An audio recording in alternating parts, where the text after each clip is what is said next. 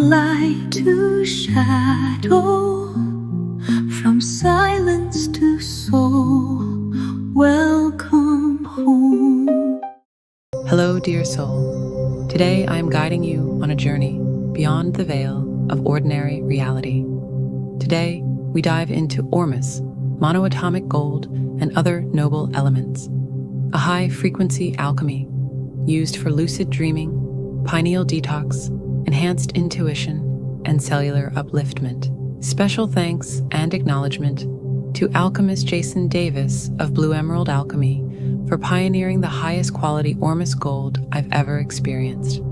If you've ever wondered why some alchemies feel like light incarnate, I am here to break down those details today. Quickly, before we begin, a quick thank you to all of my subscribers.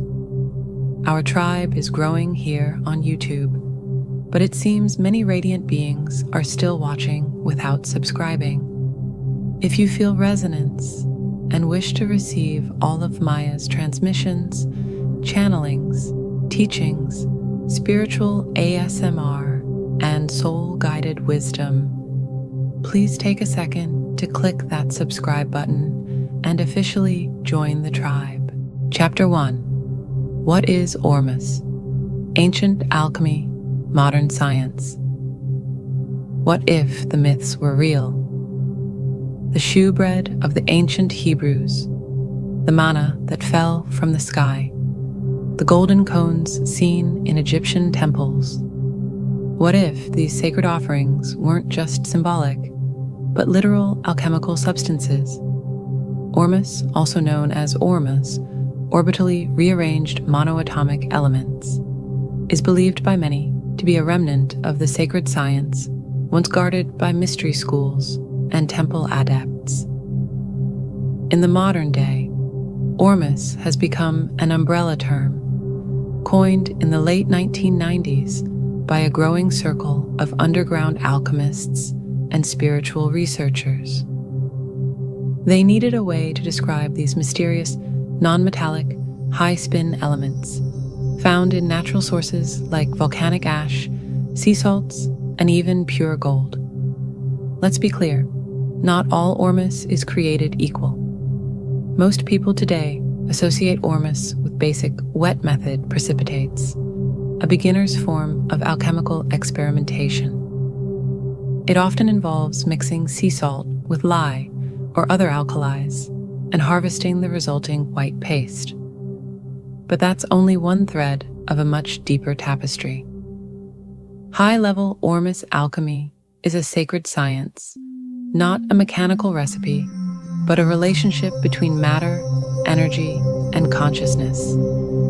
It's about dissolving elements like gold into acids, flipping their polarity, and transforming them into ceramic-like, conductive substances that the body can absorb on a quantum level. But here's the paradox.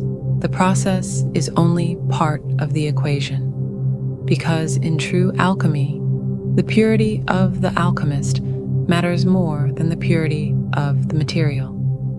Two people can follow the same steps, yet produce entirely different substances in terms of energy, coherence, and spiritual impact. This is why who makes your Ormus is more important than what method they use. Jason Davis of Blue Emerald Alchemy speaks openly about this. He's been doing this work since 1998, and his lab is known to produce Ormus that registers in the millions on the Bovis energy scale. That's not marketing, that's metaphysical potency. And while some call white powder gold the real thing, others argue that true Ormus must be fermented for months using human urine, or digested through complex mercury-based procedures passed down through obscure hermetic texts. But here's the deeper truth. Ormus is a bridge between the physical and the quantum, between base metal and living light, between our dense reality and the realms of pure potential. It's not just about what's in the jar. It's about what it activates in you.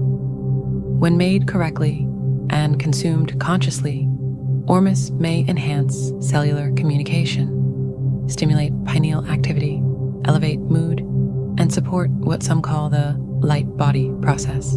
That means your energy field becomes more radiant, coherent, and awake. But again, not all Ormus is created equal.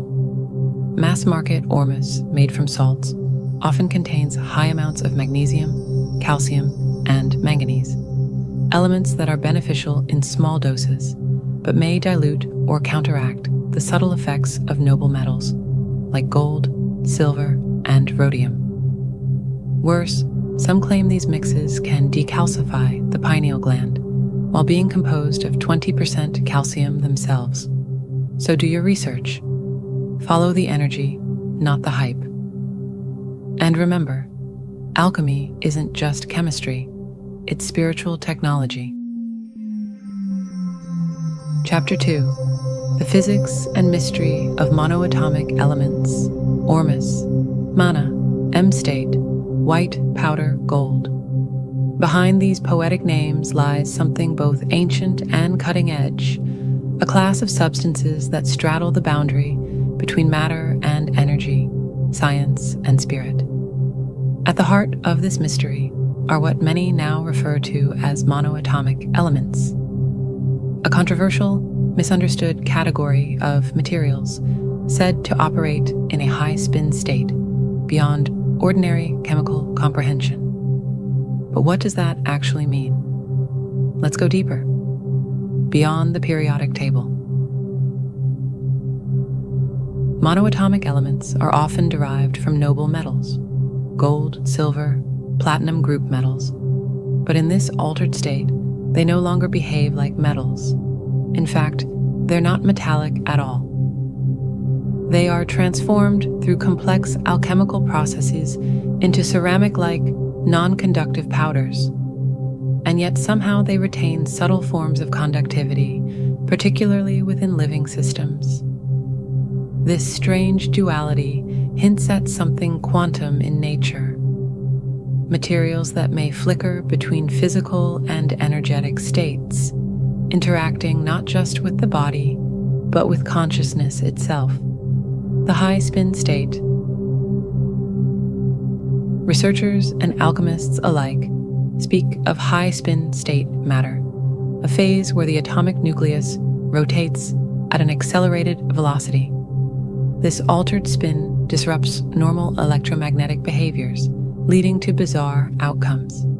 In some lab tests, these materials fluctuate in weight, resist detection by standard instruments, and even behave differently depending on the time of day. A material analyzed in daylight may yield one result, and a completely different one under the moonlight. Even mainstream physicists acknowledge spin as one of the fundamental quantum properties of particles, but rarely do they explore what happens when this property is manipulated intentionally through alchemical means. This is where science begins to trail off, and alchemy begins. Superconductivity and bioelectric flow. Some theories suggest monoatomic gold may act as a room temperature superconductor, a holy grail of modern physics. In practical terms, this means electrical signals, once introduced, could move through the material with zero resistance. Now imagine that inside the human body. Think of the nervous system, a living network of electrical impulses, operating with perfect conductivity. No friction, no distortion. Thoughts, intentions, and healing frequencies traveling clearly from source to cell. Many who consume Ormus report just that. Heightened intuition, deeper meditative states, spontaneous insight, and sensations of energetic cleansing or upgrade. Are these purely anecdotal?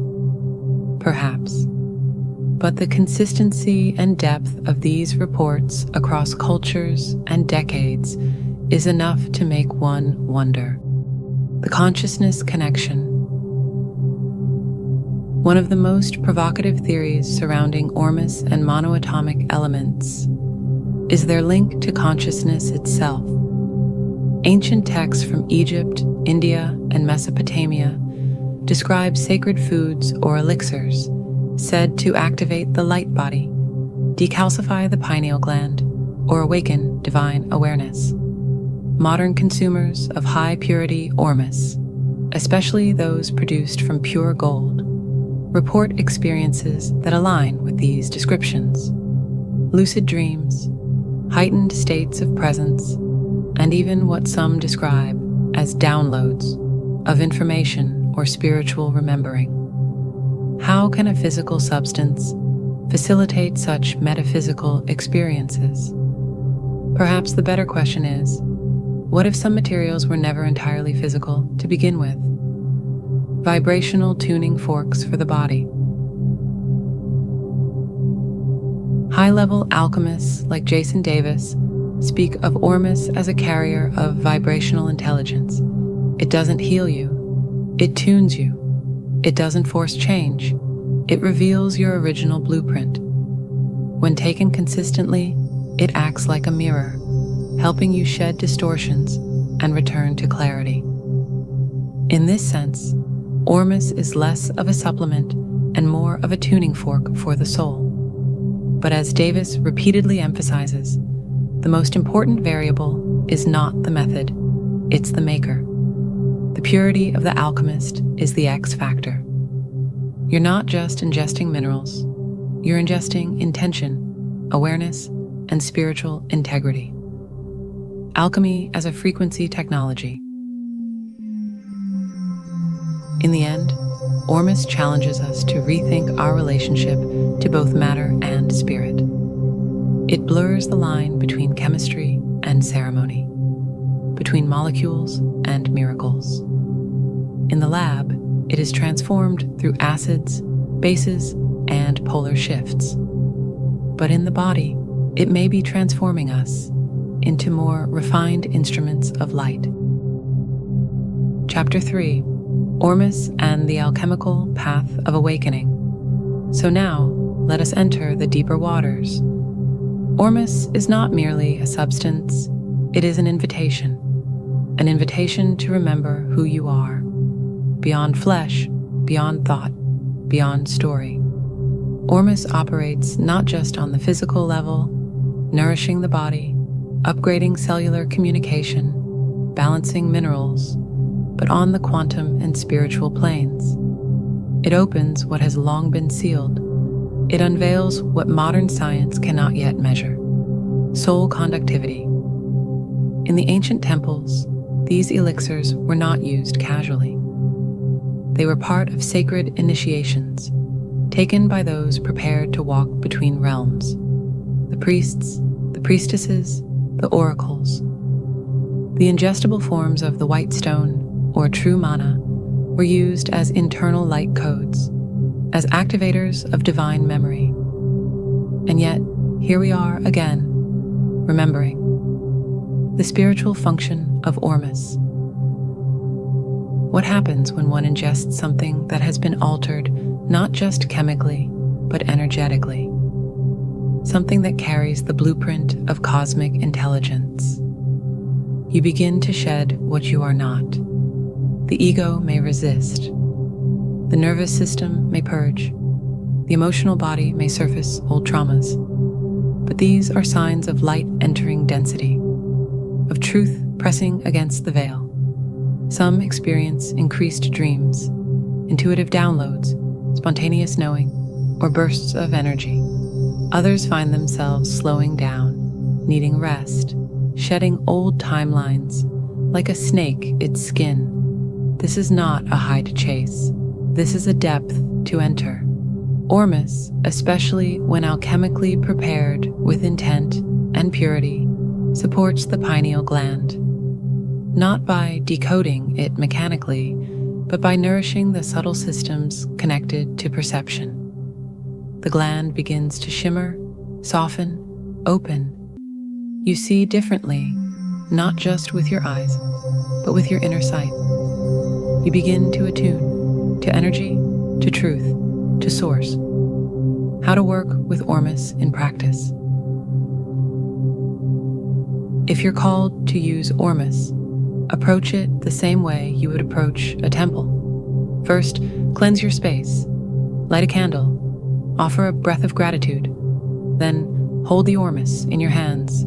Yes, even the bottle. Speak your intention into it. This is no ordinary supplement. This is conscious matter. Start slow, 1 drop, then 2. Let your body and your guides show you the pace. Some days, you may take more. Some days, none at all. It is not linear. It is energetic. Track how you feel. Journal your dreams. Notice the synchronicities. Are you more present? Less reactive? Do you hear whispers of inner guidance more clearly? Those are your clues. As your body acclimates to the subtle frequencies, you may find your outer world begins to reflect your inner changes. Relationships shift. Old patterns fall away. New opportunities open. Ormus does not fix you. It simply amplifies the frequency you are ready to embody. Treat it with reverence, and it will meet you with wisdom. Beyond the bottle, the alchemy within. Ultimately, Ormus is a mirror. It mirrors the path of transformation, the way base elements are transmuted into gold. Not just externally, but within you. Your fear becomes clarity. Your wounds become wisdom. Your past becomes power. That is the true alchemy. And yes, while not all Ormus is created equal, when you are aligned with a truly crafted alchemical substance, as from the likes of blue emerald alchemy, you are not just purchasing a product. You are stepping into a lineage, a current, a frequency stream that whispers, you were always more than they told you. Ingest it not to escape your life, but to illuminate it, to awaken what has long been dormant, to embody the light that you once believed was outside of you. Let Ormus be a companion, not a crutch, a guide, not a guru, and let the journey be sacred. Thank you for walking this path with me today. If this exploration sparked something within you, share it with another soul on the journey. Comment with your own Ormus experiences, and let us weave wisdom together. For those ready to dive deeper, visit Blue Emerald Alchemy, a true sanctuary of ancient modern alchemical craft. And if you haven't yet, subscribe and walk beside us as we continue to awaken one frequency at a time. We will meet you again where light remembers light. You are the light you seek, walk gently